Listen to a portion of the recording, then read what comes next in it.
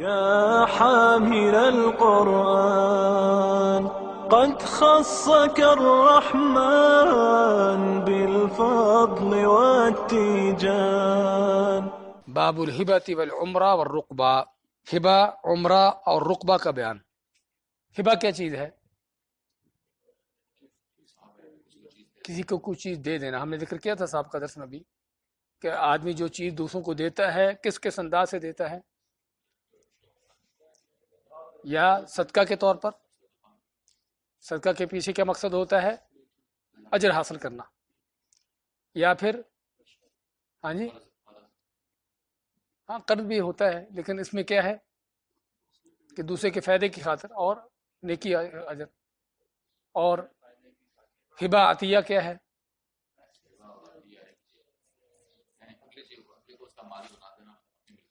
ملکیت تو بنا دیں، لیکن اس میں مقصد کیا ہو؟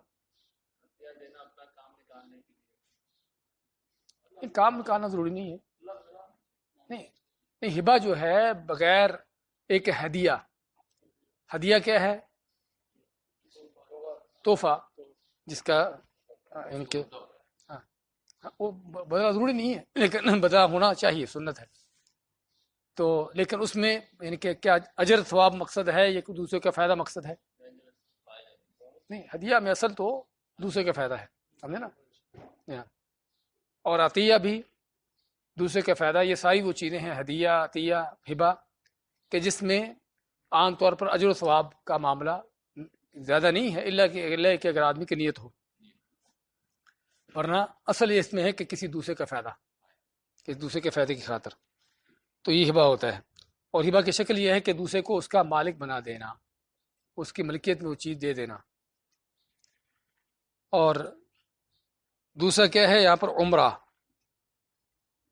عمر کا لفظ کس سے ہے؟ عمر سے۔ کیا معنی؟ آپ کسی کو کچھ چیز ہبہ کرتے ہیں، کب تک؟ جب تک وہ زندہ ہے، یا جب تک آپ زندہ ہیں، جو بھی شرط ہے اس کے زندہ ہونے کی شرط یا آپ کے زندہ ہونے کی شرط۔ تو جب تک وہ زندہ ہے اس وقت تک جو اس کے یعنی کہ اس کی چیز کو ہبہ کر دی۔ رقبہ بھی اسی معنی میں ہے، عمرہ اور رقبہ کا دونوں کا معنی ایک ہی ہے، بس فرق یہ ہے کہ رقبہ میں جو لفظی طور پر معنی ہے وہ کیا ہے؟ رقبہ کا معنی کہ کسی چیز کا انتظار ہونا، یترقب، انتظار ہونا، ہاں انتظار ہونا، رقبہ۔ رقبہ کا لفظ کیسے؟ یترقب۔ ترقب کے معنی کیا ہوتا ہے؟ ہاں، موسیٰ علیہ السلام کے بارے میں اللہ نے کیا فرمایا ہے؟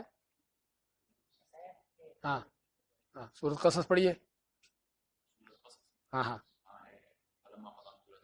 نہیں یہ نہیں ہے، یہ نہیں، اس میں نہیں ہے کہ داخل ہوئے یا ترقب۔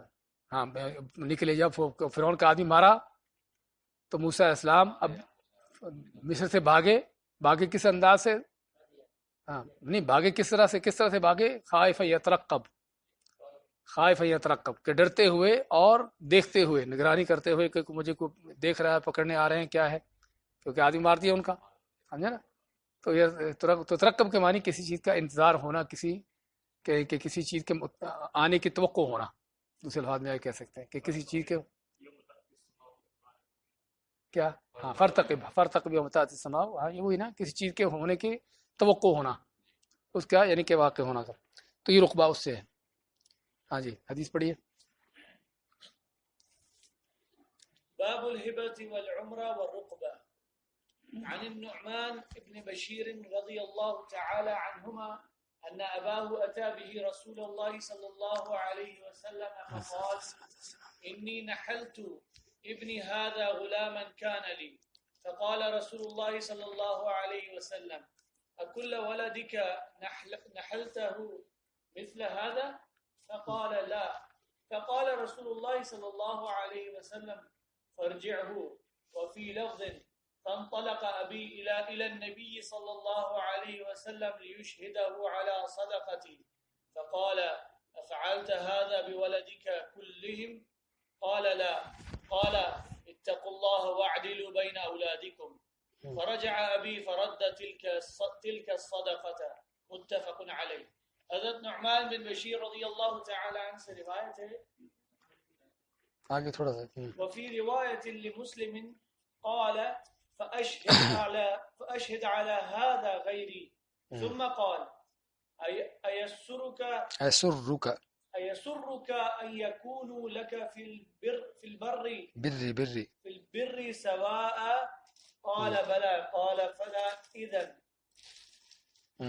حضرت نعمان بن بشیر رضی اللہ تعالیٰ سے روایت ہے کہ ان کے والد ان کو رسول اللہ صلی اللہ علیہ وسلم کی خدمت میں لائے اور عرض کیا کہ میں نے اپنا ذاتی غلام اپنے اس بیٹے کو ہبہ کر دیا ہے.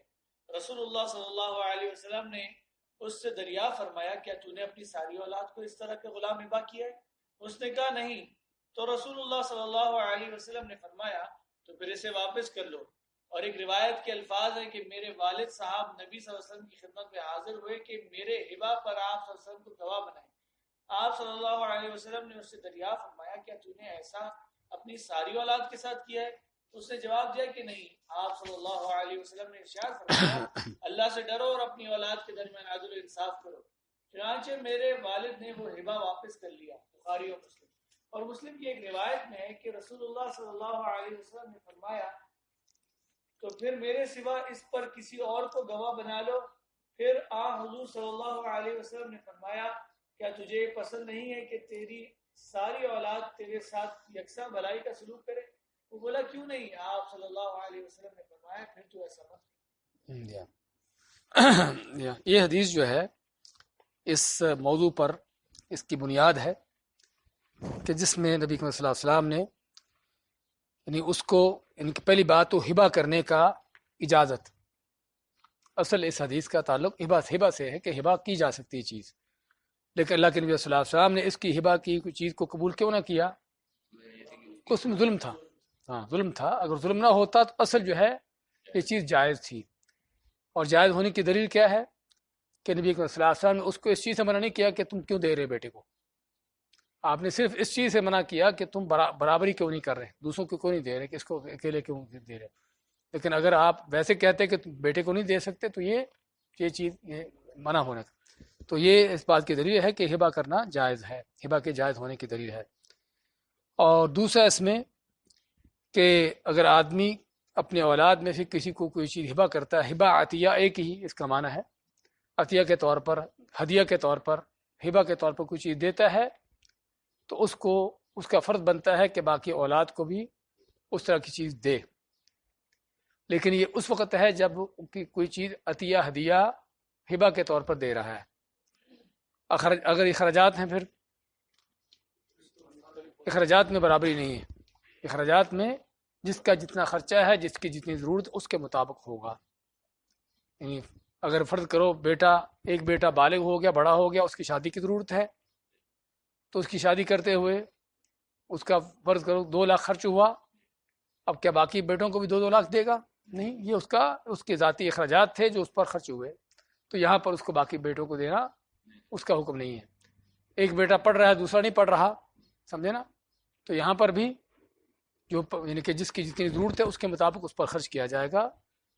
تو یہاں پر ہبہ اور عطیہ میں کیا ہے، یعنی کہ یہاں پر برابری یہاں پر ہے کہ اگر آپ کسی کو اولاد میں سے کسی کو ایک چیز دیتے ہو تو دوسروں کو بھی اسی طرح کی چیز دو. اور علماء باتیں کہ صرف چیزوں کے لین دین میں نہیں بلکہ تعلق میں عموماً اولاد کے ساتھ عمومی طور پر تعلق میں ان کے ساتھ اپنا محبت میں ان چیزوں کے اندر بھی جو ہے وہ برابری ہو. وہ یعنی کم زیادہ تو ہو جاتی ہے لیکن جو دلی ہے، ظاہری طور پر آپ کے فرض کرو 2 چھوٹے بچے ہیں، اب ایک کو آپ نے اٹھا لیا، دوسرے کو چھوڑ دیا، سمجھے نا؟ صحیح نہیں ہے. ایک کا بوسہ لے لیا، دوسرے کو چھوڑ دیا، یہ غلط ہے. تو اس لیے یعنی کہ جو ظاہری ہے اس میں آپ کو ان کا حق دینا ہے. باقی دلی طور پر تو یہ وہ چیز ہے جو انسان کے اختیار میں نہیں ہے، سمجھے نا؟ لیکن ظاہراً جو ہے وہ آپ کو ان دونوں کو برابر حق دینا ہے، چیزوں کے یعنی کہ دینے میں بھی اور ان کے ساتھ معاملات میں بھی.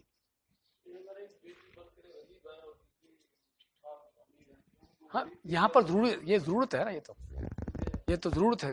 یعنی کہ اگر شادی شدہ ہے پھر ہوگا نا. ویسے تو گھر میں تو ہے تو سبھی برابر ہیں، وہاں تو گھر میں ایک باپ کے اندر کفالت میں رہتے ہو تو غریب امیر ہونے کے کوئی چکر نہیں ہے وہاں پر. ہاں جی ہاں وہ شادی شدہ کا وہی نا, شادی شدہ پہ دیکھا جائے گا وہ تو ایک الگ بات ہے کہ وہاں پر وہ ضرورت کا معاملہ ہے کہ ایک کو ضرورت ہے دوسرے کو نہیں ہے, کہ غریب کو ضرورت ہے دوسرے کو نہیں ہے, تو اس لیے اگر آپ ایک کو دیتے ہیں دوسرے کو نہیں دیتے تو کوئی مشکل نہیں ہے. اچھا دینا کس بنیاد پر ہے؟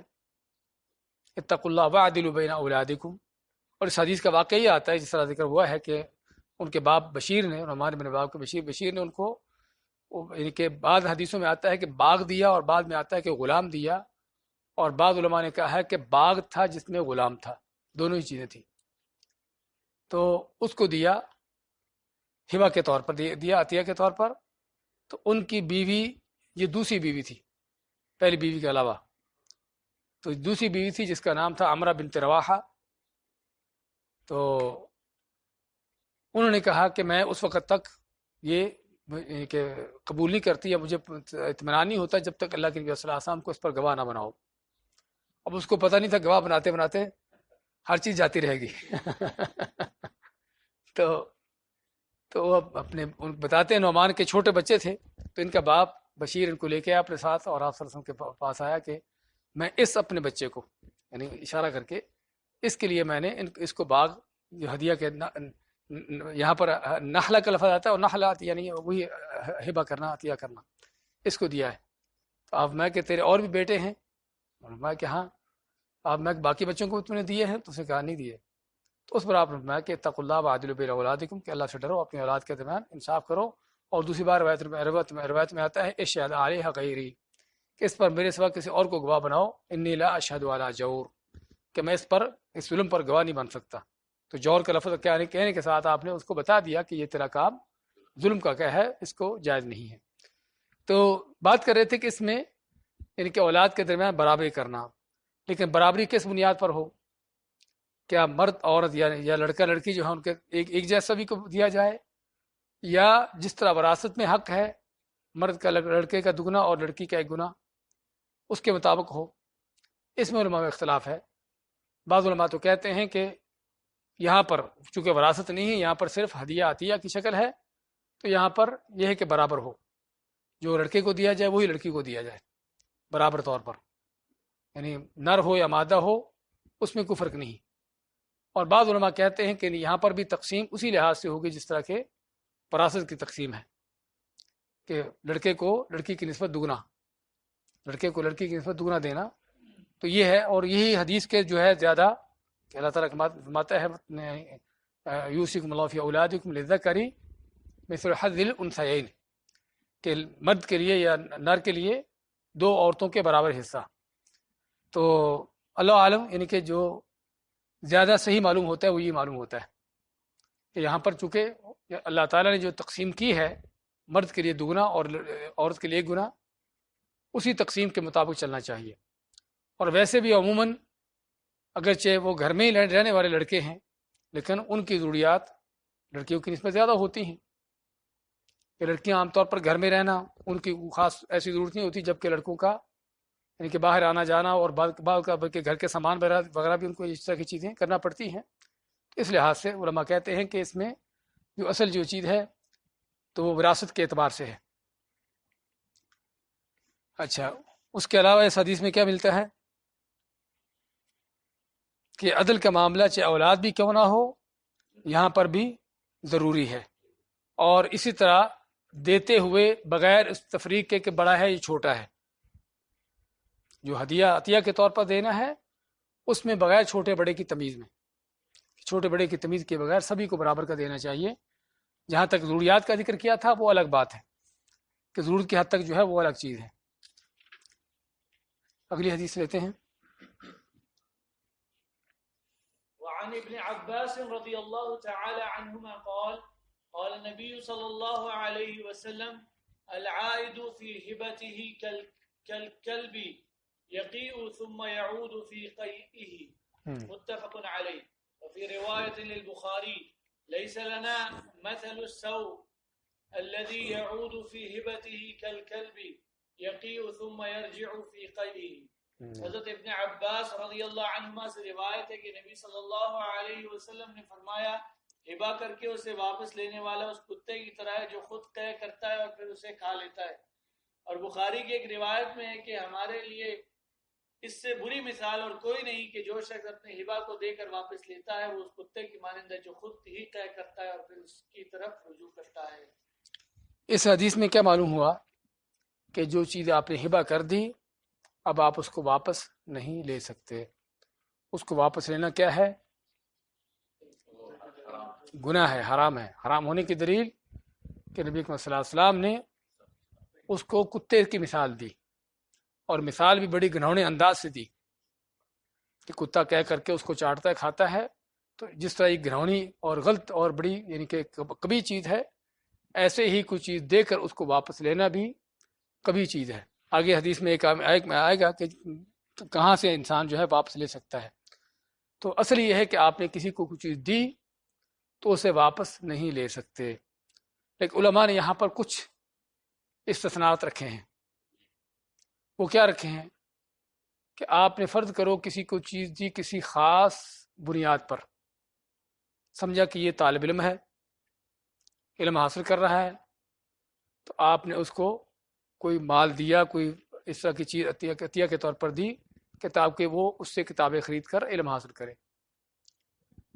اب آپ نے جب اس کو دیا تو بعد میں پتہ چلا کہ یہ تو طالب علم نہیں ہے، یہ تو نہیں پڑھتا، تو پھر لے سکتے ہیں؟ ہاں پھر لے سکتے ہیں۔ کس لیے؟ کہ آپ کی نیت کیا تھی؟ طالب علم کے لیے، اور یہ طالب علم نہیں ہے، اس لیے یہاں سے اس کو لے سکتے ہیں، اس سے لے سکتے ہیں، اس کو بتا سکتے ہیں۔ بتانا بھی چاہیے بھائی تم کو یہ چیز دی تھی لیکن تم سے لے رہا ہوں اس لیے کہ تم اس کے لائق نہیں ہو، اس کے اہل نہیں ہو، اس لیے اس کو یہ چیز دے کر واپس لے سکتا ہے۔ یہ شرط نہیں، یہ شرط بھی رکھی جا سکتی، لیکن یہاں پر بغیر شرط کے ہی آپ نے ویسے ہی کسی کو چیز دی ایک خاص ان کے خیال کے مطابق کہ یہ ایسا ہوگا، اور بعد میں پتہ چلا کہ ویسا نہیں ہے، سمجھے نا؟ فرض کرو آپ کی نیت میں تھا کہ میں کسی مسلمان کو ہبا کروں، اب آپ نے کسی کو دے دی، بعد میں پتہ چلا کہ مسلمان نہیں ہے، تو آپ جو ہے اس سے لے سکتے ہیں۔ تو اس طرح کی چیز یعنی کہ خاص کوئی کنڈیشن جو آپ کے ذہن میں تھی وہ اس میں وہ نہ پائی گئی، تو اس حالت میں آپ اسے واپس لے سکتے ہیں۔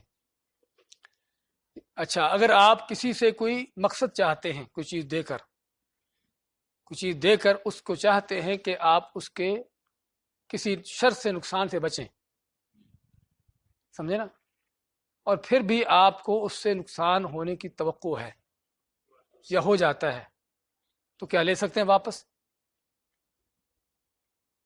علماء نے مثال دی اس کی کہ کسی عورت کو اپنے خاوند سے خطرہ ہو طلاق دینے کا کہ مجھے طلاق دے دے گا، تو اس کو کچھ چیز ہبا کر دیتی ہے اس کو خوش کرنے کے لیے، لیکن وہ ہبا والی چیز لے کر پھر اس کو طلاق دے دیتا ہے، تو یہاں پر کیا اس کو لینا جائز ہے؟ ہاں، علماء فرماتے ہیں کہ اس طرح کی حالت میں وہ لے سکتا ہے، کیونکہ اس کی نیت کیا تھی؟ اس کی نیت تھی کہ اس کے شر سے بچے، اس کے طرف سے آنے والا جو شر نقصان ہے اس سے بچنا، اور وہ اس پر باقی رہا، جاری رہا۔ یعنی اس طرح کی ہبا ملنے کے بعد، کیونکہ ہبا اس طرح کی یہ چیزیں ہیں، ہدیہ جو دلوں کو قریب کرتی ہیں اور جو نفرتیں ہیں یا دوریاں ہیں ختم کرتی ہیں، اور اس کو یہ چیز ملنے کے باوجود بھی اس کی دوری باقی رہی، اس کا معنی کیا ہوا کہ یہ اس کے لائق نہیں تھا کہ اس کو یہ چیز دی جاتی۔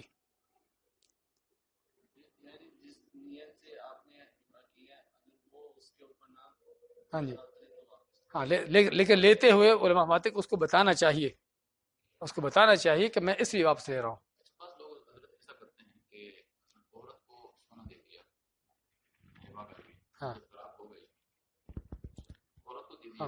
ہاں تو اب واپس لینا یہی ہے، کل بھی یعود فی قیئہ، اگر عورت کو ہبا کیا ہے، اس نے کچھ بھی چیز سونا یا کپڑے یا کچھ بھی اس کو دی ہے اور اس کو دے دی ہے کہ تیری ہے، پھر اس کے بعد کسی وقت اختلاف ہوا تو اس سے واپس لینا شروع کر دیا، تو اسی میں آئے گا۔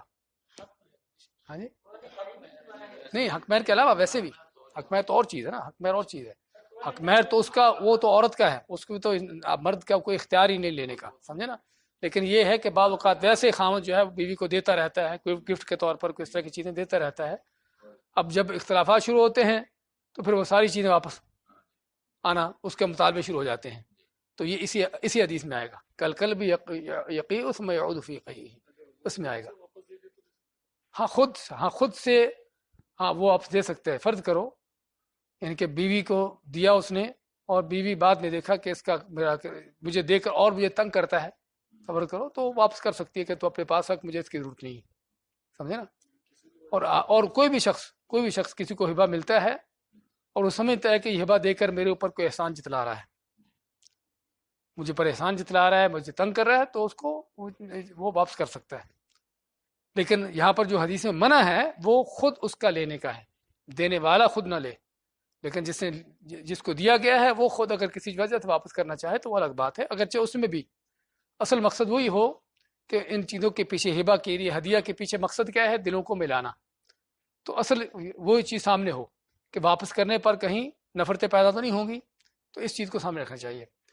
اچھا، یہاں پر مزید یہ بھی کہ اگر آپ نے ابھی تک چیز دی نہیں، وعدہ کیا ہے کہ میں تم کو یہ چیز دوں گا، اور پھر آپ وعدہ پورا نہیں کرتے، تو کیا وہ بھی اسی حدیث میں آئے گا کہ جس نے کسی کو ہبہ کیا اور پھر اس کو واپس لیا؟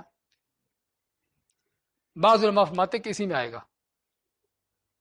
بعض علماء فرماتے ہیں کیونکہ اس نے جب وعدہ کیا تو اس کو ایسے جس طرح چیز دے دی. لیکن جو صحیح ہے وہ یہ ہے کہ اس ہبہ میں نہیں آئے گا.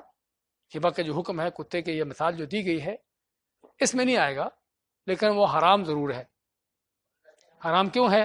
کہ وعدہ خلافی ہے. وَأَوْفُوا بِالْعَهْدِ إِنَّ الْعَهْدَ كَانَ مَسْئُولًا، کہ وعدہ پورا کرو کہ اس کے بعد تم پر سوال ہوگا. آپ نے کسی کو کوئی چیز دینے کا وعدہ کیا اور پھر اس کو وہ چیز نہیں دیتے، تو اگر تو جس طرح ہم نے پہلے ذکر کیا ہے کہ آپ نے اس کو سمجھا تھا مخصوص قسم کا شخص، پھر پتہ چلا کہ وہ ایسا شخص نہیں ہے جو آپ نے سمجھا تھا، اس لیے آپ نے اس کو نہیں دے رہے، اس کو بتا دیں بھی میں تم سے وعدہ کیا تھا چیز دینے کا، سمجھتا تھا کہ تم طالب علم ہو، طالب علم تم نہیں ہو، اس لیے میں تم کو یہ چیز نہیں دے رہا. سمجھے نا. تو پھر تو مشکل نہیں ہے. لیکن اگر ویسے ہی بلا وجہ صرف وہ بخل کنجوسی کی وجہ سے، کسی اور وجہ سے اس کو وہ چیز نہیں دیتا جس کا وعدہ کیا تھا، تو اس حدیث کے جو اپنے ہبہ کے دے کر واپس لینے کے اندر تو نہیں آئے گا، لیکن وعدہ خلافی کے اندر آئے گا جو حرام ہے.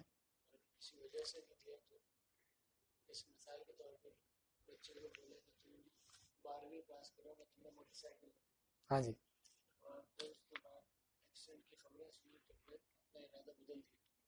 اس طرح کی صورتحال میں پھر وعدے کرنا چاہیے انسان کو. ایسی صورتحال میں انسان کو وعدے کرنا چاہیے کہ میں تم کو کیوں نہیں دے رہا. سمجھے نا. تم کو کیوں نہیں دے رہا. فرض کرو کہ یعنی کہ جیسے ڈاکٹر صاحب مثال دی ہے کہ ایکسیڈنٹ ہو رہے ہیں، تو چاہتا ہے کہ بچہ یعنی کہ کسی ایکسیڈنٹ کر کے پھر نقصان نہ کر بیٹھے، تو اس لحاظ سے اس کو محفوظ کرنا چاہتا ہے. تو اس کو جو ہے اس طرح کی صورتحال میں اس کو سمجھانا چاہیے، بتانا چاہیے، کیونکہ تاکہ اس طرح کی چیزوں کے پیچھے جو غلط اثرات پیدا ہوتے ہیں وہ نہ ہوں. اس طرح کی چیزوں کے جو غلط اثرات ہوتے ہیں وہ نہ ہوں. اچھا، تو ہم بات کرتے وعدے کے حوالے سے، تو وعدہ جو ہے وہ بھی اسی میں آتا ہے. وعدہ کر کے چیز کو نہ دیا جانا وہ بھی اسی میں آتا ہے. سوالات میں آخر میں رکھا کرے تاکہ جو ہم تھوڑا ان کے کسی چیز کو اس کو موضوع کو جو ہے سمیٹ لیا کریں. اچھا، اس میں مزید جو ہے حدیث میں کتے کی مثال دیا جانا، اس علماء نے کیا اخذ کیا ہے؟ کسی چیز کا قبیح ہونا، غلط ہونا. اور اسی طرح کی اور بھی مثالیں ہیں. نماز کی حالت میں آپ نے کیا فرمایا ہے؟ لا یبسط ذراعی کانبساط الکلب، تو کتے کی طرح بازو نہ بچھائے سجدہ کی حالت میں، جو آپ نے منع فرمایا. تو یہ ساری چیزیں جو ہیں اس بات کی دلیل ہیں کہ یہ قبیح عمل ہے. یعنی کتے کی مثال دیا جانا، کسی اس طرح کی چیز کی مثال دیا جانا، اور خصوصاً کتے کے بارے میں کہ اگر دیکھا جائے تو کتا جو ہے وہ سب سے غلیظ ترین جانور ہے، حتیٰ کہ سور سے بدتر. کہ سور اگر کسی چیز منہ ڈالے گا تو ایک بار دھونے سے پاک ہو جائے گی. کتا جو ہے وہ 7 مرتبہ. کسی نے سور اپنے گھر میں رکھ لیا، ہاں جی، تو کیا گھر میں فرشتے آئیں گے نہیں آئیں گے؟ آئیں گے. اس کا اجر کم ہوگا نہیں ہوگا؟ نہیں ہوگا. لیکن کتے کے حوالے سے ہاں قرات کا اجر کم ہوگا اور رحمت کے فرشتے اس کے گھر میں ہی آئیں گے. یعنی ہاں وہ جو اگر اپنے چوکیداری کے لیے ہے یا اپنے جانوروں کی خاطر ہے یا کھیتی کی خاطر، اس میں تو یا شکاری کتا ہے اس کی اجازت ہے. اس کے علاوہ جو ہے جی ہاں تو ہاں جی ہاں شوقیہ رکھنے کا، یعنی جو بھی شوقیہ ہو یا کافروں کی تقلید میں ہو یا کسی اس طرح کی شکل میں ہو، تو یہ جو ہے اس میں جو تو کہنے کا مقصد کتا جو ہے سب سے غلیظ ترین جانور ہے. صرف کتے کی مثال دینا ہی کسی عمل کے کبھی ہونے کے لیے کافی ہے، چہ جائے کہ مزید اس میں وضاحت آئی ہے. اور اس سے معلوم ہوتا ہے کہ جو لوگ کتوں کو پالتے ہیں بلا وجہ رکھتے ہیں تو ان کی فطرت کیا ہے؟ الخبیثات للخبیثین والخبیثون للخبیثات. جی اچھا، اگر یہ ہو، اگر کسی نے کسی کو ہبہ کیا تو چیز دی اور پھر وہ خود غریب ہو گیا تو کیا واپس لے سکتا ہے؟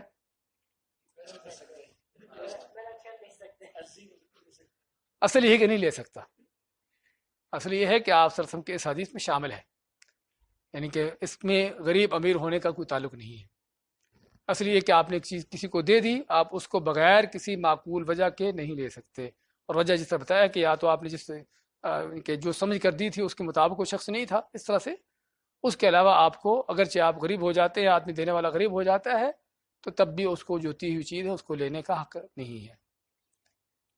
اللہ یہ کہ اگر جس طرح ڈاکٹر صاحب کہتے ہیں کہ اس کو کہہ سکتا ہے بھی میری یہ ضرورت ہے، اگر آپ یعنی کہ آپ کو برا نہ لگے، مناسب سمجھیں تو مجھے یعنی کہ واپس کر دو، اس طرح سے وہ چیز لے سکتا ہے کسی اچھے انداز سے. اچھا ہاں خود بھی اس کو دیکھنا چاہیے.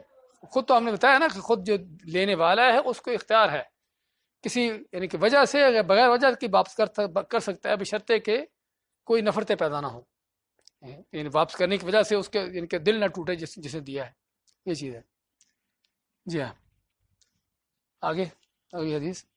وعن ابن عمر وابن عباس رضي الله تعالى عنهم عن النبي صلى الله عليه وسلم قال لا يحل لرجل مسلم أن يعطي العطية ثم يرجع فيها إلا الوالد فيما يعطي ولده. ہاں جی رواه أحمد والأربعة وصححه الترمذي وابن حبان والحاكم.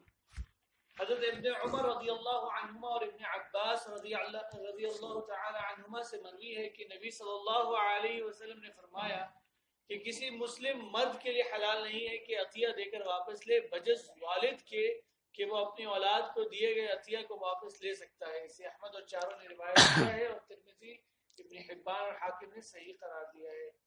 جی ہاں یہاں پر استثناء کیا گیا ہبہ کے اندر جو پچھلی حدیث میں آیا تھا واپس نہ لینے کا. وہ صرف والد جو ہے اپنے اولاد کو جو اس نے دیا ہے، اپنے بیٹے کو اولاد کو جو دیا ہے اس سے واپس لے سکتا ہے. کیوں لے سکتا ہے؟ ہاں کیونکہ آپ نے کیا میں انت و مالک لابیک، آپ نے ایک صحابی کو کہا کہ تو بھی اور تیرا مال بھی تیرے باپ کے لیے ہے. تو اگر وہ اس کے بیٹے کی جو ملکیت ہے وہ حقیقت باپ ہی کی ہے، تو جس طرح آدمی اپنی چیز کو استعمال کر سکتا ہے ایسے ہی بیٹے کی چیز کو بھی استعمال کر سکتا ہے. لیکن یہاں پر کیا حکم صرف باپ کے لیے ہے یا ماں کے لیے بھی ہے؟ اگر لفظ دیکھا جائے الا الوالدہ فیما یعطی والدہ، اس میں دونوں احتمال ہیں. اگر والد کا لفظ لغوی طور پر لیا جائے تو کیا ہے؟ والد لغوی طور پر جس سے بچہ پیدا ہوا، ماں اور باپ دونوں شامل ہیں اس میں، سمجھے نا. تو اس میں لیکن والدہ ظاہری لفظ جو ہے وہ کیا معنی دیتا ہے کہ صرف باپ ہے. اس لیے بعض علماء نے تو اس کو صرف باپ کے ساتھ خاص کیا ہے کہ صرف باپ کو اجازت ہے کہ اپنی بیٹے کو یا اپنی بیٹی کو، یعنی کہ بیٹا ہو یا بیٹی ہو، کسی ولد سے مراد یعنی اولاد، اور اولاد میں بیٹا بیٹی دونوں شامل ہیں، تو کسی کو دے کر واپس لینا صرف باپ کا حق ہے. بعض کہتے ہیں کہ دونوں ہی ماں باپ جو ہیں، دونوں ہی میں سے کسی کو جس نے اس کو دیا ہو اس کو واپس لے سکتے ہیں. اصل باپ سر، ہاں دادا اس میں آئے گا، دادا اس میں آ سکتا ہے اللہ عالم، لیکن چچا وغیرہ نہیں آئے گا، چچا وغیرہ باقی اس طرح کے رشتے دار نہیں آئیں گے. اور اس میں بھی یعنی کہ بیٹا چھوٹا ہو یا بڑا ہو، اس طرح کی کوئی بھی چیز کیوں نہ ہو، اس میں کوئی فرق نہیں ہے. جی ہاں. اور اس میں سوائے یعنی کہ ہاں یہ بھی ہے کہ اس نے اس کو جو دیا ہے اس کو ہدیہ کے طور پر دیا ہے یا اس کو اس کے اخراجات کے طور پر دیا ہے، دونوں ہی شامل ہیں۔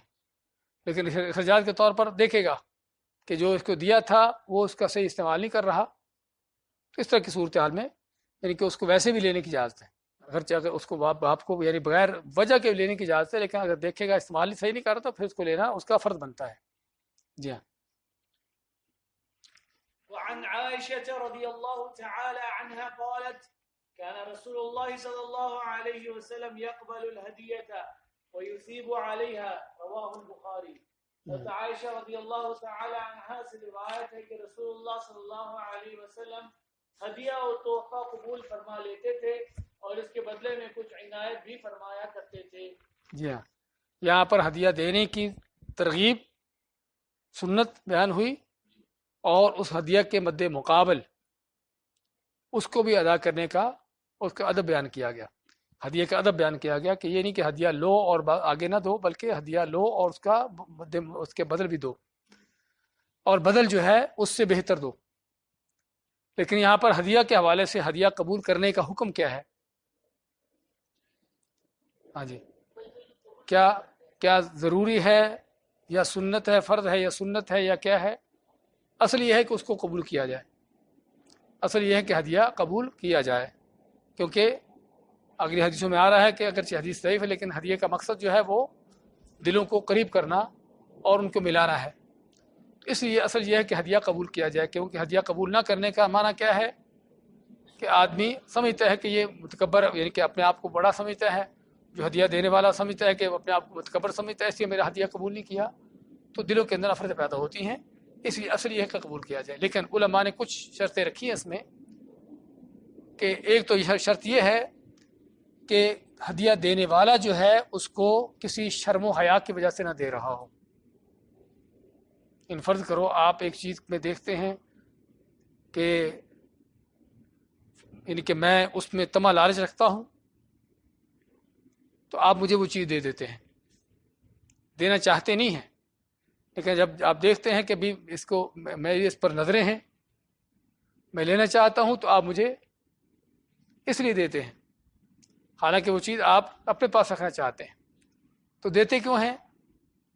وہ ایک شرم و حیا کی شکل میں۔ تو ایسی شکل میں اگر انسان ہدیہ دیتا ہے تو ہدیہ لینے والے کو حق ہے کہ وہ واپس کر سکتا ہے، سمجھے نا، تاکہ وہ خوشی تو آئے گا، لیکن اگر اس کو پتہ ہے کہ اس کو خود ضرورت ہے، لیکن اس نے چونکہ مجھے دیکھا ہے کہ میں یعنی کہ فرض کرو میں نے اس بات کا آپ کے پاس ذکر کیا، کیونکہ اس طرح کی بات ہوئی اس چیز کے متعلقہ، تو آپ نے سمجھا کہ اس کو ضرورت ہے یا اس کو چاہیے، تو آپ نے اس کو مجھے دے دیا، حالانکہ خود آپ کو ضرورت ہے، تو ایسی چیز نہ ہو۔ اسی طرح علماء نے فرمایا ہے کہ وہ ہدیہ رشوت کا کام نہ کرتا ہو، کیونکہ بعض اوقات کسی کو ہدیہ دیا جاتا ہے رشوت کے طور پر، اور رشوت ہوتی ہے اصل میں ہدیے کی شکل میں ہوتی ہے، قاضی کو، جج کو، کسی بڑے افیسر کو، کسی دوسرے لوگوں کو ہدیے دیے جاتے ہیں تاکہ ان سے اپنے کام نکلوائیں، تو ہدیہ اگر رشوت کی شکل میں ہے تو جائز نہیں ہے، حتیٰ کہ علماء کے حوالے سے بھی ہاں کہ بعض اوقات کوئی کسی عالم کو، مفتی کو اس طرح اس کو ہدیہ دیتا ہے تاکہ وہ مسائل جو ہے اس کے مزاج کے مطابق اس کو بتاتا رہے، سمجھے؟ ہاں چلتا ہے نا یہ، وہ یہی ہے نا، تشتروا بآیاتی ثمنا قلیلا، یہی تو ہے کہ میری آیتوں کو تھوڑی قیمت کے بدلے میں نہ بیچو، یہی تھا کہ وہ لوگوں سے نظر نیازیں لے کر ہدیے وصول کر کے جو ہے ان کو ان کی مرضی کے مطابق ان کو دین بتاتے سناتے۔ اسی طرح یہ بھی ہے کہ جس کو ہدیہ دیا گیا ہے اس کا یا ہدیہ دینے والا جو ہے، ہدیہ دینے والے کا کوئی احسان نہ ہو، یعنی ہدیہ دینے والا احسان نہ جتلائے، یا تو زبان سے جتلائے یا ویسے ہی ہدیہ کے دینے سے ایک شکل احسان کی شکل پیدا ہو جائے کہ اس کا یعنی کہ، تو اس طرح کی اگر کیفیت ہے تب بھی ہدیہ قبول کرنا ضروری نہیں ہے، ہدیہ قبول نہیں کرنا چاہیے۔ اور اسی طرح شرط ہے کہ وہ ہدیہ حلال جائز چیز کا ہو، حرام چیز کا نہ ہو، سمجھے نا، حرام چیز کا نہ ہو۔ تو یہ چند شرطیں ہیں ہدیہ کے حوالے سے۔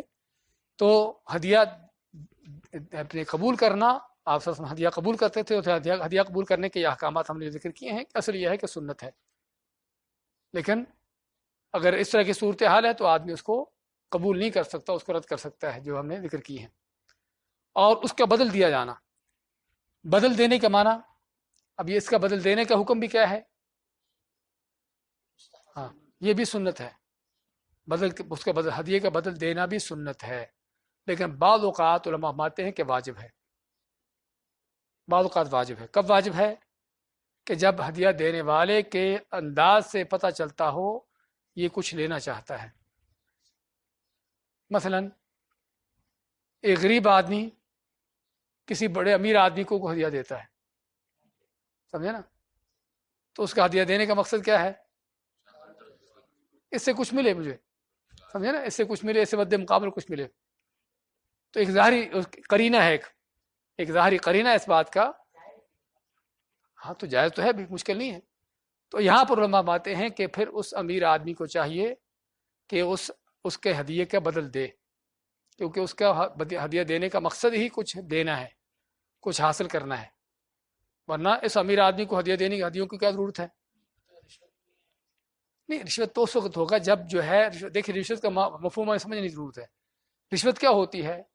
کہ وہ حق جو کسی اور کا ہے، یا اور بھی اس حق میں آپ کے ساتھ لوگ مشترک ہیں، اس میں آپ کوئی چیز دے کر اپنے لیے وہ حق لے لے، وہ چیز اپنے لیے لے لیں، یہ رشوت ہے۔ رشوت اس شکل میں ہوگی کہ جب ایک چیز میں آپ یا اور دوسرے لوگ برابر ہیں، اور آپ کوئی ہدیہ کوئی چیز دے کر وہ چیز اپنے لیے لے لیتے ہیں، باقی محروم ہو جاتے ہیں، یا وہ کسی اور کا حق ہے اور آپ نے ہدیہ یا کوئی چیز مال دے کر وہ اپنے لیے لے لی اور دوسروں کو جو اس کا حقدار تھا اس کو محروم کر دیا، تو یہ رشوت ہے جو حرام ہے۔ لیکن مالدار آدمی کو، یعنی کہ وہ ہوتا ہے کہ بادشاہ کو لوگ جا کے گفٹ پیش کرتے ہیں، امیروں کو، بڑے بڑے امیروں کو گفٹ دیتے ہیں، تو پھر آگے سے وہ بادشاہ کی طرف سے کچھ چیز عنایت ہوتی ہے۔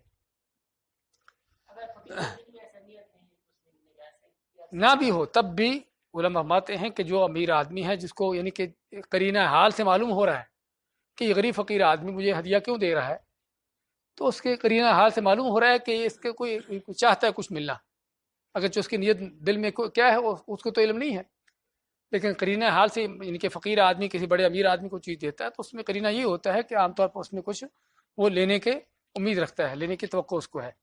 تو اس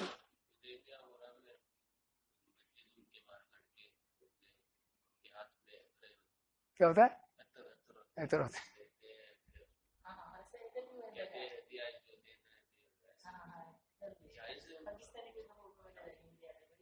ہاں وہ دیکھیے، اگر آپ نہیں دینا چاہتے تو اس طرح استعمال نہ کریے، سمجھے نا؟ اگر آپ نہیں دینا چاہتے تو آپ ان سے کچھ لے ہی نہیں۔ تو اس لیے یعنی کہ ہوتا ہے عید پر خاص طور پر بچے، بعض اوقات یہاں پر عربوں کے بچوں کو دیکھا گیا ہے کہ وہ آپ کو چھوٹا موٹا کو لا کر کوئی پھول دیں گے، کوئی اس طرح کی چیز دیں گے، کیا مقصد ہے کہ آپ آگے سے اس کو کوئی دینار دو، کس طرح کی چیز دو۔ ہاں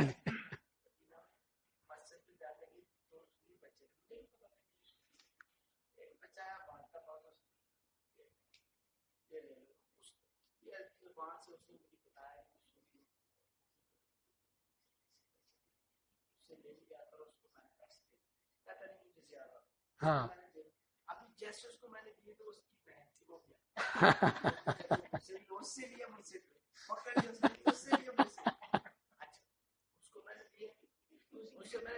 میں نے پیسے دیے، اب مجھے پتا نہیں دونوں بہن پڑی ہیں، تو میں نے پیسے دے دیے، اس کا بھائی پیسے لے کے پیسے لیے مجھے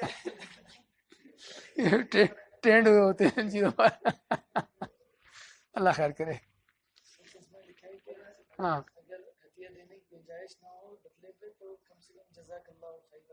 ہاں یہ ہے، اگر ہدیہ دینے کی گنجائش نہ ہو تو جزاک اللہ خیرا، کیونکہ یہ سب سے بڑا ہدیہ ہے۔ کیا آپ صلی اللہ علیہ وسلم کا فرمان ہے کہ جو کسی کی خدمت کرنے پر، کسی کے کام پر اس کو جزاک اللہ خیرا کہہ دیتا ہے تو اس نے اس کو اس کا حق پورا کر دیا۔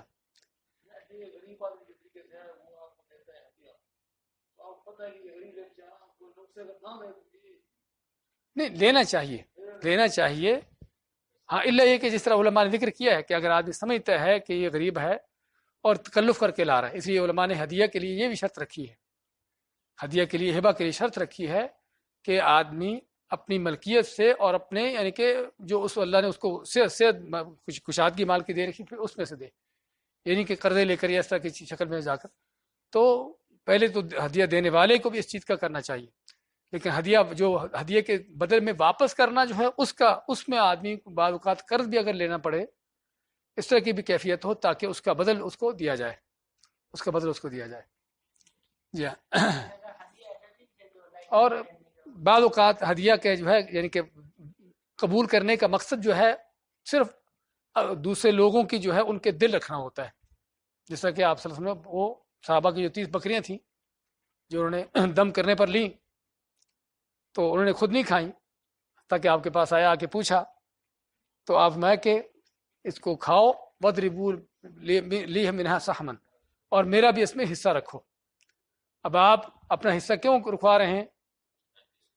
ان کو مطمئن کرنے کے لیے، کہ واقعی جو تم کھا رہے ہو یہ نہیں کہ میں تم کو ویسے ہی تمہارا دل رکھنے کے لیے اجازت دے رہا ہوں، بلکہ یہ جائز ہے، حلال ہے، اور میرا بھی اس میں حصہ رکھو تاکہ ان کا دل مطمئن ہو جائے. وعن ابن عباس رضي الله تعالى عنهما قال وهب رجل لرسول الله صلى الله عليه وسلم ناقة فأثابه عليها فقال رضيت؟ قال لا فزاده. فقال رضيت؟ قال لا فزاده. فقال رضيت؟ فقال نعم. رواه احمد وصححه ابن حبان. حضرت ابن عباس رضی اللہ تعالیٰ عنہ سے روایت ہے کہ ایک آدمی نے رسول اللہ صلی اللہ علیہ وسلم کو ایک اونٹنی ہبہ کی. آپ صلی اللہ علیہ وسلم نے اس آدمی کو کچھ ہدیہ عنایت فرمایا اور دریا فرمایا کہ کیا تو راضی ہے؟ اس نے جواب دیا نہیں. پھر مزید کچھ مرحمت فرما کر پوچھا کہ اب تو خوش ہے؟ اس نے پھر یہی کہا کہ نہیں. پھر آپ صلی اللہ علیہ وسلم نے اسے مزید برا دے کر دریا فرمایا کہ اب تو راضی ہے؟ بولا ہاں. اسے احمد نے روایت کیا اور ابن حبان نے صحیح کہا. جی ہاں، اس میں وہی ہدیہ کا اس چیز کا ذکر ہوا اور اس کا بدل دینے کے حوالے سے کہ بدل دینا کس قدر بدل دینا چاہیے کہ جس پر ہدیہ دینے والے مطمئن ہو جائے، راضی ہو جائے. تو یہاں پر اس بدو دیہاتی نے آپ کو جو ہدیہ دیا اور آپ کے اس کے مد مقابل ظاہری بات ہے آپ جو پہلی بار بھی دے رہے ہوں گے اس سے بہتر دے رہے ہوں گے، لیکن یہاں پر اس کا دینے کا مقصد ہی کوئی زیادہ حاصل کرنا تھا اور بہت زیادہ حاصل کرنا چاہتا تھا، اس لیے اس نے یعنی کہ اپنے وہ کہا کہ میں اس پر راضی نہیں ہوتا، کہ جب جتنی اس کو مقدار چاہیے تھی جب تک وہ نہیں ملی اس وقت تک اس نے اور رضاعت کا اظہار نہیں کیا. بات کرتے نا. تو اب یہ ہے کہ اس طرح کی صورتحال میں اگر آپ کو پتہ ہے کہ یہ ہدیہ دے صرف اس لیے رہا ہے تاکہ مجھ سے کچھ لے، تو کیا اس طرح کی صورتحال میں آپ کے لیے ہدیہ قبول کرنا ضروری ہے؟ ہاں، ضروری نہیں ہے. آپ کو اگر پتہ ہے کہ صرف ہدیہ مجھے دے اس لیے رہا ہے کہ تاکہ زیادہ لے تو آپ اس کا ہدیہ قبول نہ کریں تو جائز ہے. لیکن نبی اکرم صلی اللہ علیہ وسلم کی یعنی کہ آپ کی سخاوت، آپ کے جو یعنی کہ آپ کا جو کرم مزاجی ہے اس وجہ سے، اور اصل تو یہ کہ آدمی اس طرح کی صورتحال میں قبول کر لے، لیکن اگر دیکھتا ہے کہ میرے پاس اس کا بدل دینے کی گنجائش نہیں اور یہ بدل دینے کے لیے دے رہا ہے ہدیہ، تو ایسی صورتحال میں آدمی کو اجازت ہے کہ وہ ہدیہ اس کا قبول نہ کرے، کیونکہ اس کو بدل دینا پڑے گا اور اس سے بہتر بدل نہیں ہے. اس میں وہ ہدیہ اس کا قبول نہ کرنا اس کے لیے جائز ہے. اور بلکہ اگر اس طرح کی صورتحال کو اگر آدمی شرط کی شکل میں آ جاتا ہے کہ واقعی مشروط شکل میں ہے کہ لازمن دینا ہے اور بہتر دینا ہے، تو اگر اس کو سود میں شامل کر دیا جائے، سود میں اس کو دور کی بات نہیں ہے. اور اس طرح ہمارے شادیوں پہ کیا ہوتا ہے،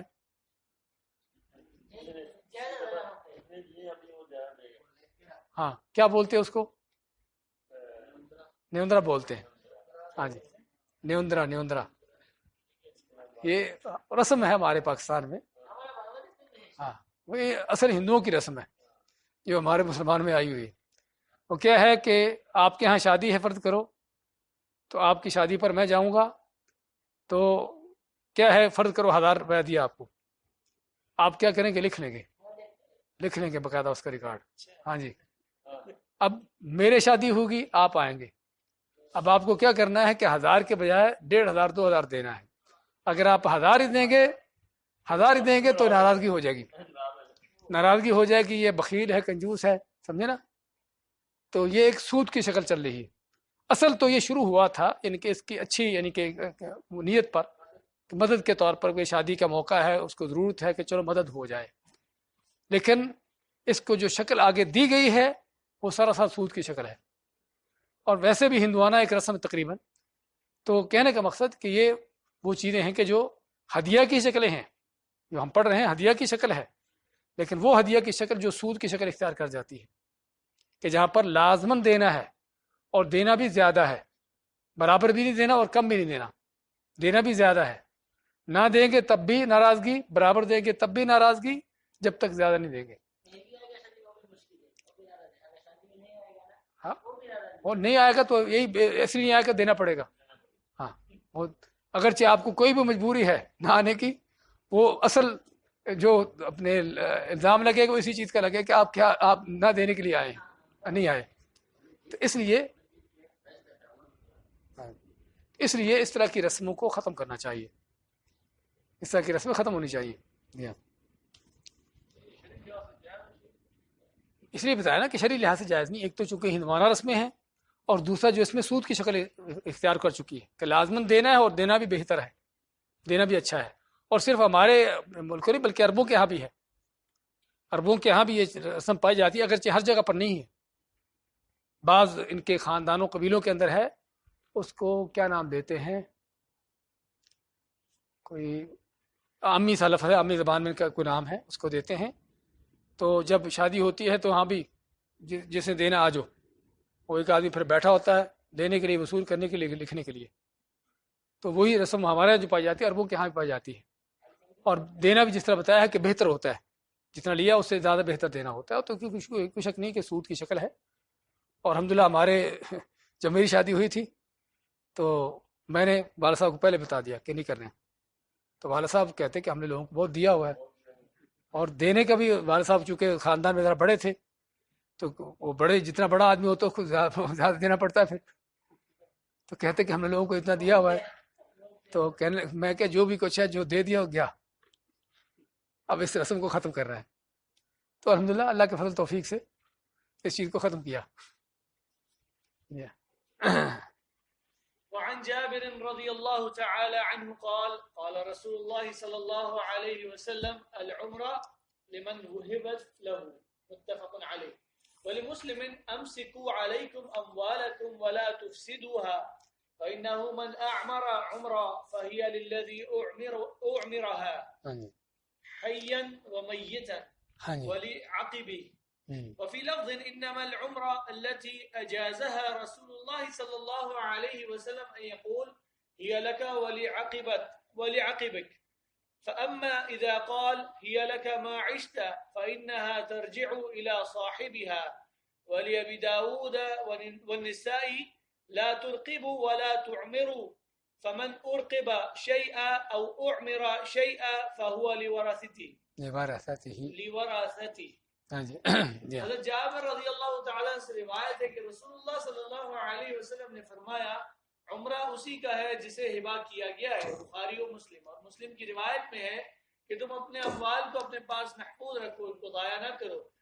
جس شخص نے کسی کو عمرہ کیا, عمرہ اسی کا ہے جسے ہبا کیا گیا, زندگی میں بھی اور موت کے بعد بھی, اور اس کی وفات کے بعد اس کے وارثوں کے لیے ہے. ایک اور روایت کے الفاظ ہیں جس عمرہ کو رسول اللہ صلی اللہ علیہ وسلم نے جائز رکھا ہے وہ یہ ہے کہ عمرہ دینے والا یہ الفاظ کہے کہ تیرے لیے ہے اور تیرے بعد تیری اولاد کے لیے ہے, لیکن جب یہ کہے کہ جب تک تو زندہ ہے اس وقت تک تیرے لیے ہے تو وہ اپنے دینے والے کی طرف پلٹ جائے گا.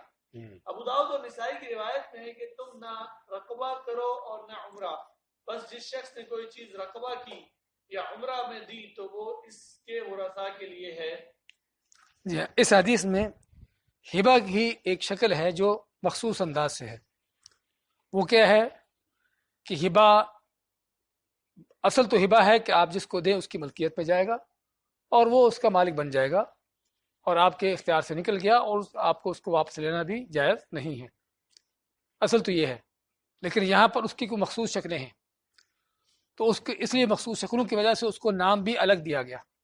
ہبہ ہی ہے لیکن اس کو دوسرے نام دیا گیا, تو اس کو عمرہ کا نام دیا گیا. آپ نے کیا العمرہ لمن وہبت لہ, کہ عمرہ جس کو دیا گیا اس کا ہو گیا، یعنی آپ نے کسی کو کچھ چیز ہبہ کی اور ہبہ کرتے ہوئے کوئی قید نہیں رکھی کہ کب تک ہے، آپ نے کہ یہ ہذہ لک عمرہ، یہ عمرہ کا لفظ جو ہے یا یہ تیرے لیے ہے، تو اصل یہ ہے کہ اس کے لیے ہو گئی، اس کے لیے ہے اور اس کے بعد اس کی اولاد کے لیے ہے، یعنی جس طرح اس کی اولاد باقی اس کی چیزوں کے وارث بنے گی، اس چیز کے بھی اس کی اولاد وارث بنے گی۔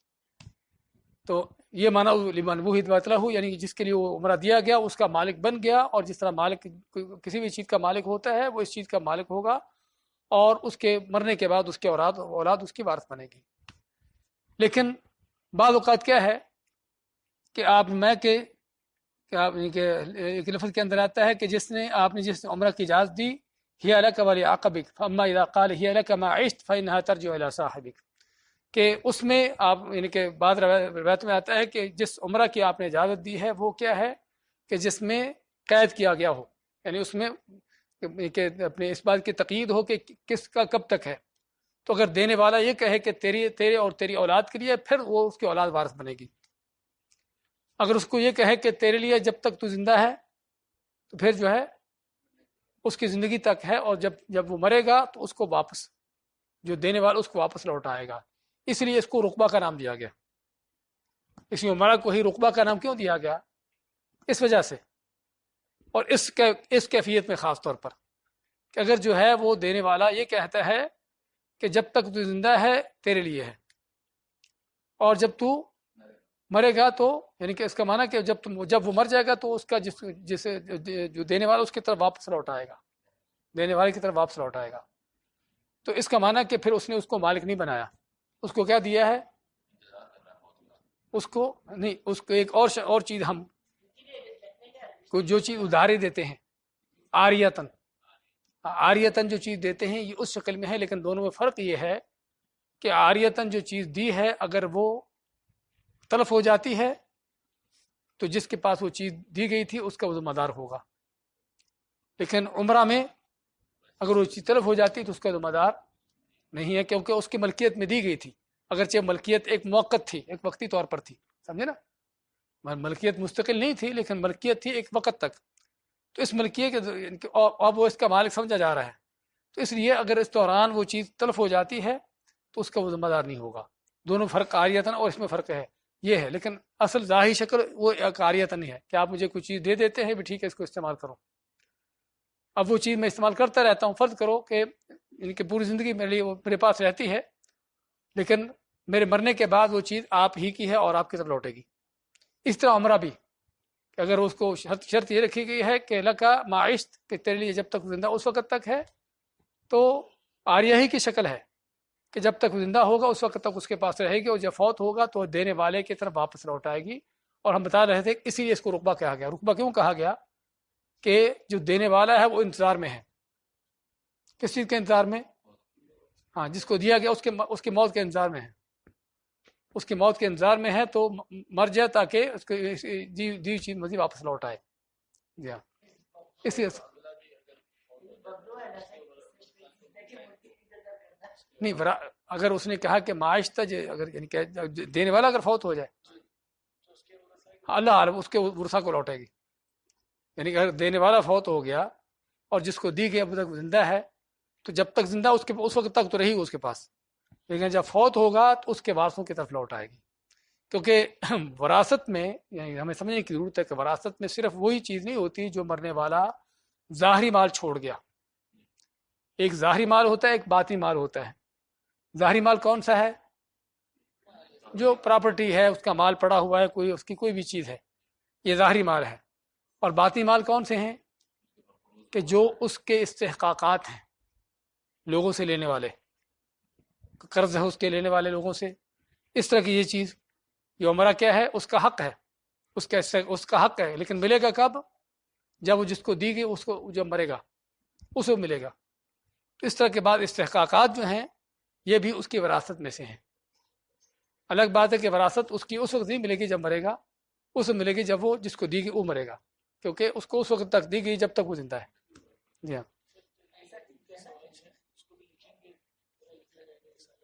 ہاں، ہاں اصل تو یہ ہے کہ یہ جتنے بھی یعنی کہ معاملات ہیں ان کو لکھا جائے. وقف کیا ہو، جو ہم نے وقف کا پہلے پڑھا ہے، یعنی کہ بیع کے ہوں، اجارہ کے ہوں، کرائے کے، جو بھی اس طرح کی چیزیں ہیں، تو ان کو اصل یہ ہے کہ لکھا جائے.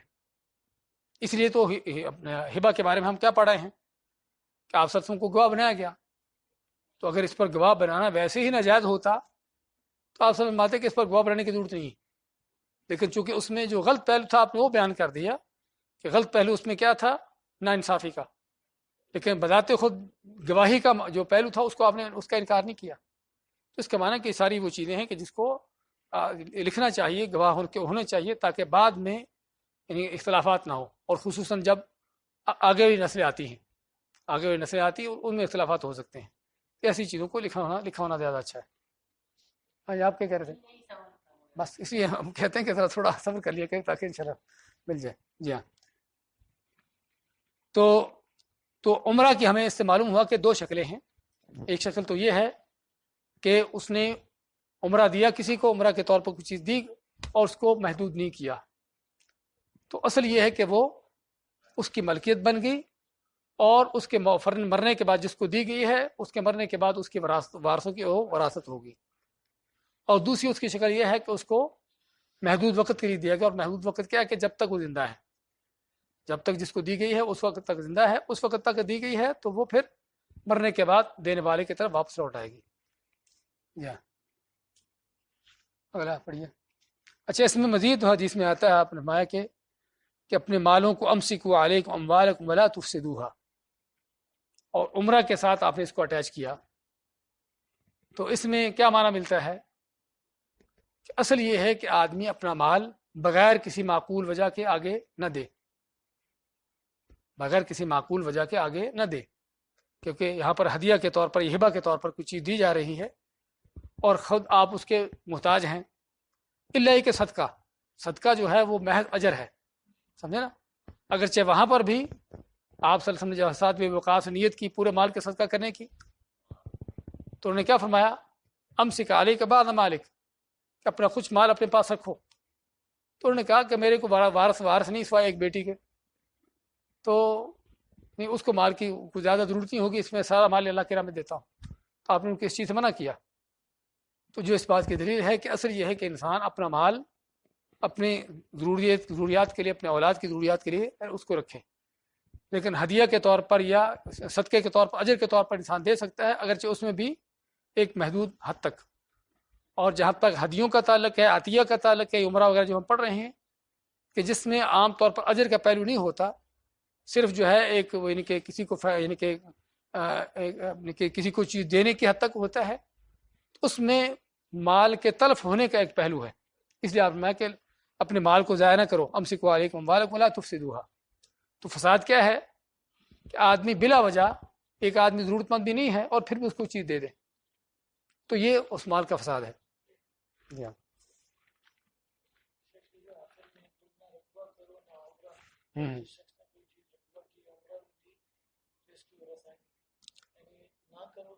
وہی نا جو پچھلی حدیث میں، جو اپنے پچھلی روایت میں جو ہے نا کہ اپنے مال اپنے پاس رکھو، ان کو ضائع نہ کرو. تو منع کرنے کا مقصد کیا ہے، جس طرح ذکر کیا ہے کہ ان کے بعض اوقات جس کو آپ دے رہے ہو اس کو ضرورت نہیں ہے. یعنی صدقہ جو ہے اس میں اجر کا پہلو ہے، وہ آدمی دیتا بھی عام طور پر اسی کو ہے جہاں پر ضرورت ہو. لیکن یہ رقبہ وغیرہ بعض اوقات صرف دوستی کے انداز سے، اس طرح کے کسی انداز سے آدمی دے دیتا ہے. ہاں، اور بعض کا بڑا بننے کے لیے جو بھی اس طرح کے مقصد ہو، تو اس میں اجر کا پہلو نہیں ہوتا اور بعض کا ضرورت بھی نہیں ہوتی. اس لیے آپ اسے منع کیا ہے. وعن عمر رضي الله تعالى عنه قال حملت على فرس في سبيل الله فأضاعه صاحبه فظننت أنه بائعه برخص فسألت رسول الله صلى الله عليه وسلم عن ذلك فقال لا تبتعه وإن أعطاكه بدرهم. الحديث متفق عليه. حضرت عمر رضی اللہ تعالیٰ سے روایت ہے کہ میں نے ایک گھوڑا اللہ کے راستے میں ایک آدمی کو سواری کے لیے دیا، اس نے اسے ناکارہ کر دیا. میں نے خیال کیا کہ وہ اسے سستے داموں بیچنے والا ہے. میں نے رسول اللہ صلی اللہ علیہ وسلم سے دریافت کیا کہ کیا میں اسے خرید سکتا ہوں؟ آپ نے فرمایا صلی اللہ علیہ وسلم تمہیں اگر یہ گھوڑا 1 درہم کے عوض بھی دے تب بھی نہ خریدو۔ الحدیث بخاری و مسلم۔ اس حدیث کا تعلق کس سے ہے؟ ہبا یا صدقہ سے؟ کیونکہ اس میں ہاں جی یہ حدیث نہیں صدقے میں اجر کی نیت ہے، ہبا میں صرف اور صرف دوستی کا پہلو اس طرح کی چیز ہوتی ہے، اجر کا پہلو اس میں ہونے کو ہو سکتا ہے جو آدمی کی نیت ہو، ورنہ عام طور پر اس میں اجر کا پہلو نہیں ہوتا۔ تو یہاں پر زیادہ صدقہ، یہاں پر جو صدقے سے تعلق ہے، تو جس میں یہ معلوم ہوا کیونکہ یہاں پر جب انہوں نے ہبا کا ذکر کیا کہ ہبا کر کے آدمی کوئی چیز واپس نہ لے، تو ایسے ہی جو چیز صدقہ کر دی جاتی ہے اس کو بھی واپس لینا جائز نہیں ہے۔ تو عمر فاروق نے اس آدمی کو گھوڑا دیا اللہ کی راہ میں جہاد کے لیے، تاکہ گھوڑے کو تیار رکھے، اس کو یعنی کہ جب بھی ضرورت ہو جہاد کے لیے استعمال کر سکے، لیکن اس آدمی اس کو ضائع کر دیا۔ ضائع کرنے کا معنی تو اس کا خیال نہ رکھا چارے کا، اس کے کھانے پینے کا، حتیٰ کہ گھوڑا کمزور ہو گیا، اور گھوڑے کا کمزور ہو جائے اس کے ضائع کوئی شک نہیں۔ تو جب انہوں نے عمر فاروق نے اس کو دیکھا کہ اس طرح سے ضائع کر دیا اس کو، تو اس سے واپس لینا چاہا، اور واپس لینے کے لیے انہوں نے خریدنا چاہا اسے۔ اور اصل یہ تھا کہ عمر فاروق نے چونکہ اس کو دیا ہے اور گھوڑا بھی کمزور پڑ گیا ہے، اب اس کو سستے داموں دے دے گا۔ تو عمر فاروق نے جب اسے لینا چاہا تو آپ صلی اللہ علیہ وسلم کو جب پتہ چلا تو آپ نے ان کو منع فرمایا، آپ نے کہ اگر تم کو 1 درہم کا بھی دے تب بھی نہ لو۔ کس لیے؟ ایک تو صدقہ تم اللہ کی راہ میں دے چکے، نکال چکے ہو، اس کو واپس لینا جس طرح کہ ہبا کا واپس لینا جائز نہیں، اس طرح صدقے کا واپس لینا بھی جائز نہیں ہے۔ دوسری چیز اس میں جو قاعدہ کلیہ ملتا ہے کہ آدمی جو چیز اللہ کی راہ میں دے دے اس کو واپس نہیں لینا چاہیے، چاہے اس کو وہ کتنی بھی سستی کیوں نہ ملتی ہو۔ ہاں جی، وہی پیسوں کا، وہی کتنی بھی سستی کیوں نہ ملتی ہو، چاہے پیسوں سے بھی کیوں نہ خریدنا ہو۔ علماء فرماتے ہیں کہ حتیٰ کہ اس چیز کو آپ واپس خرید نہیں سکتے، آپ خود نہیں خریدیں، اور کوئی خریدنا چاہتا ہے تو الگ بات ہے، آپ خود نہیں اس کو خریدیں، چاہے اس کے عام یعنی کہ اپنے یعنی کہ جو ریٹ ہو سکتا ہے اس پر خریدیں، کیونکہ عام ریٹ میں بھی کیا کرے گا وہ، آپ کے جب آپ کو بیچے گا تو سستی بیچے گا، اس نے مجھے دی ہے میں اس کو مہنگی کیوں کروں، تو آپ کو سستی کر کے بیچے گا۔ تو اس لیے جو ہے علماء فرماتے ہیں کہ نہ کہ صرف اس کو واپس ویسے لینا یا کوئی معمولی قیمت پر، بلکہ جو عام قیمت ہو سکتی ہے اس کے مطابق اس کو واپس نہیں لینا چاہیے، تاکہ وہ یہ نہ ہو کہ اس کو جو ہے وہ سستی قیمت یا سستے داموں دے اس کو۔ یا آگے بڑھتے ہیں۔ وعن ابي هريره رضي الله تعالى عنه عن النبي صلى الله عليه وسلم قال تهادوا تحابوا رواه البخاري في الادب المفرد وابو يعلى باسناد حسن۔ حضرت ابو ہریرہ رضی اللہ تعالیٰ عنہ سے روایت ہے کہ نبی صلی اللہ علیہ وسلم نے فرمایا آپس میں ایک دوسرے کو ہدیہ دیا کرو، اس سے باہمی محبت پیدا ہوتی ہے۔ اسے بخاری نے ادب المفرد میں روایت کیا ہے اور ابو یعلا نے حسن سند سے نقل کیا ہے۔ یہ حدیث یعنی کہ بالکل صحیح ہے کہ ہدیہ جو ہے ظاہری بات ہے دلوں کو قریب کرتا ہے، اور یعنی کہ آدمی ایک دوسرے کے ساتھ جو نفرتیں ہیں بعض اوقات اس طرح کی چیزیں بھی اسے دور ہوتی ہے۔ جی اگلی حدیث۔ وعن انس رضی اللہ تعالی عنہ قال قال رسول اللہ صلی اللہ علیہ وسلم تہادوا فإن الهدية تسل السخيمة رواہ البزار باسناد ضعیف۔ حضرت انس رضی اللہ تعالیٰ عنہ سے روایت ہے رسول اللہ صلی اللہ علیہ وسلم نے فرمایا تحفے تحائف کا باہمی تبادلہ کیا کرو کیونکہ یہ ہدیہ بغض و کینہ کو نکال دیتا ہے۔ اسے بزار نے ضعیف سند سے روایت کیا ہے۔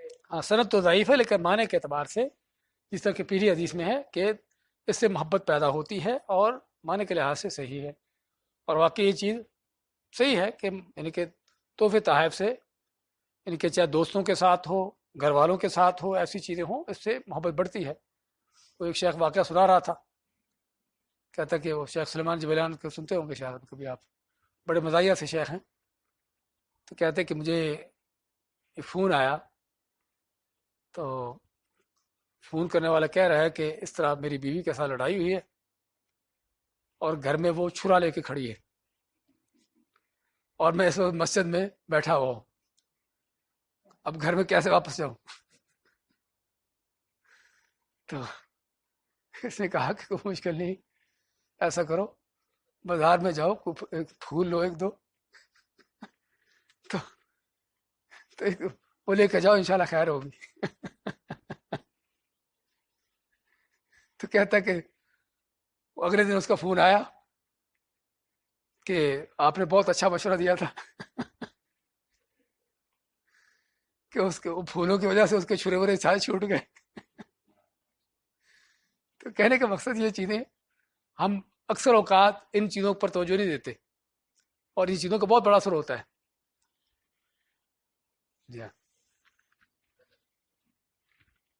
وعن أبي هريرة رضي الله تعالى عنه قال قال رسول الله صلى الله عليه وسلم يا نساء المسلمات لا تحقرن جارة لجارتها ولو فرس نشات متفق عليه.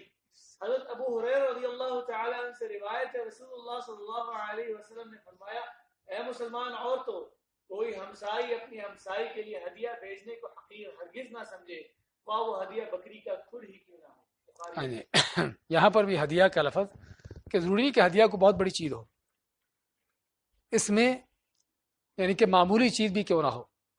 حتیٰ کہ دوسری حدیث میں آپ نے کیا فرمایا کہ جب تم کھانا پکاتے ہو سالن بناتے ہو تو اس کا شوربہ زیادہ کر لو تاکہ ہمسایوں کو بھی اس میں ہدیہ دیا جا سکے, اس کو دے سکو. اور پھر سنشاد کیا ہے؟ بکری کا کھر, یعنی معمولی چیز ہے. اس پہ ہوتا کیا بکری کے کھر پر پورا پایا نہیں ہے, صرف کھر جو نیچے کا صرف اس کا جو پاؤں کا حصہ ہوتا ہے, ہاں جو بالکل نیچے حصہ ہوتا ہے اس کو فرسن کہتے ہیں. نہیں الگ بات نہیں, وہ الگ بات ہے کہ آپ کس کو دے رہے ہو. لیکن بعض اوقات ہوتا ہے کہ آدمی اتنی بھی چیز کا محتاج ہوتا ہے جس کو آپ دے رہے ہو, اتنی بھی معمولی چیز کا محتاج ہوتا ہے.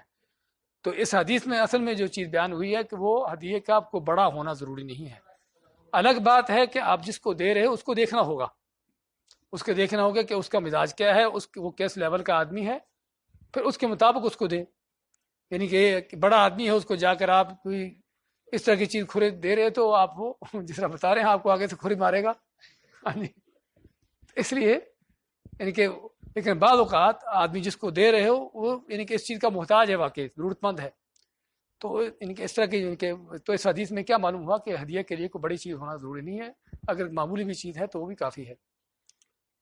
وعن ابن عمر رضی اللہ تعالی عنہما عن النبي صلى الله عليه وسلم قال من وهب هبة فهو أحق بها ما لم يثب عليها رواه الحاكم وصححه والمحفوظ من رواية ابن عمر عن عمر قوله. حضرت ابن عمر رضی اللہ تعالی عنہما سے روایت ہے نبی صلی اللہ علیہ وسلم نے فرمایا جو شخص کوئی چیز ہبہ کرے وہی اس کا زیادہ مستحق ہے کہ جبکہ اس کا بدلہ نہ دیا جائے. اسے حاکم نے روایت کیا ہے اور اسے صحیح قرار دیا ہے, اور صحیح یہ ہے کہ ابن عمر رضی اللہ تعالی عنہما کے حوالے سے یہ حضرت عمر رضی اللہ عنہ کا قول ہے. جی ہاں, عمر کا قول ہے تو اس کا معنی کیا ہے کہ موقوف ہے, مرفوع نہیں ہے, آپ صلی اللہ علیہ وسلم کا فرمان نہیں ہے. اور یہ سابقہ حدیثیں جو ہم پڑھ چکے ہیں ان کے ظاہراً خلاف ان کے, کیونکہ اس میں کیا ہے کہ جس نے ہبہ دیا اس کو واپس لینے کا زیادہ حقدار ہے جب تک اس کو اس کا بدل نہ دیا جائے. یعنی آپ نے کسی کو ہدیہ دیا اور اس نے آپ کو مد مقابل کچھ نہ دیا, تو اس حدیث کے الفاظ یہ ہیں, یہ روایت کے الفاظ یہ ہیں کہ آپ اس سے وہ چیز واپس لے سکتے ہیں. تو اس لیے ہم نے کہا ہے کہ یہ حدیث جو ہے, یہ روایت جو ہے سابقہ صحیح احادیث سے ان کے خلاف ہے جو مرفوع احادیث ہیں اللہ کے نبی صلی اللہ علیہ وسلم سے. تو یہ عمر کا صرف قول ہے, اور حاکم کی تصحیح جو ہے یہ قابل اعتبار نہیں ہے. سمجھے نا, حاکم کی تصحیح جو ہے یہ نہیں کہ ہر وقت, بعض اوقات قابل اعتبار ہوتی ہے, خصوصاً اگر امام ذہبی وغیرہ جنہوں نے اس کی تحقیق کی ہے اس کے موافقت اختیار کرتے ہیں تو وہ قابل اعتبار ہوگی, ورنہ اکیلے حاکم ہی اگر کسی چیز کی تصحیح کرتے ہیں تو وہ قابل اعتبار نہیں ہے. جی بارک اللہ فیک, جزاکم اللہ خیر.